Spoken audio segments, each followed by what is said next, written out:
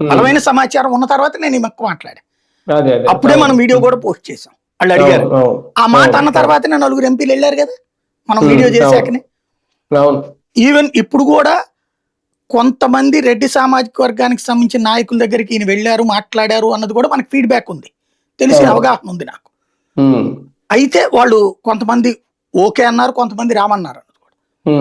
విజయసాయి రెడ్డి గారు పార్టీ పెడితే తప్పే లేదు, ఆయన ఎక్స్పీరియన్స్ తో. ఇప్పుడు ఆయన విజిల్ బ్లోయర్ అంటున్నారు, లైక్ ఆయన పేరేంటి, మన జయప్రకాష్ నారాయణ లాగా, జేడి లక్ష్మీనారాయణ లాగా, ఇట్లాగా ఆ ఆస్పెక్ట్ లో రేపొద్దున ఆయన ఖచ్చితంగా పాపులర్ అవుతారు. ఎట్లా అంటే ఆయన ఇప్పుడు ఫర్ ఎగ్జాంపుల్ ఇవాళ చూడండి, విజయసాయి రెడ్డి ఈడీ దర్యాప్తు తర్వాత వచ్చి వివరణ ఇచ్చారు చూడండి.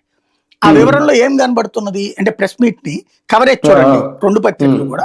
ఈనాడు జ్యోతి ఏం చేసి జగన్ ని తిట్టిన వరకే రాశారు. ఇక్కడ కూటమిని కూడా మాట్లాడాడు కదా ఆయన, కూటమి ఇట్లాగుంది అట్లుంది అన్నది అది రాయలేదు ఈనాడు జ్యోతి. సాక్షి ఏం రాసింది, జగన్ తెలిసి ఎలాంటి పరిస్థితి జరగదు, తప్పేది జరగదు అని విజయసాయి రెడ్డి అన్నది వరకే రాసింది. అక్కడ కూటమిని తిట్టింది రాసింది, జగన్ తిట్టింది రాయలే.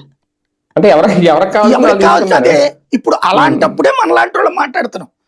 ఇప్పుడు ఆయన లాంటి వాళ్ళు గ్రహించాల్సింది కూడా ఏంటంటే, మనకు ఆయన మీద ఏం ద్వేషం లేదు, ఇది లేదు. ఇందులో మనం ఏం చేస్తున్నాం, రెండు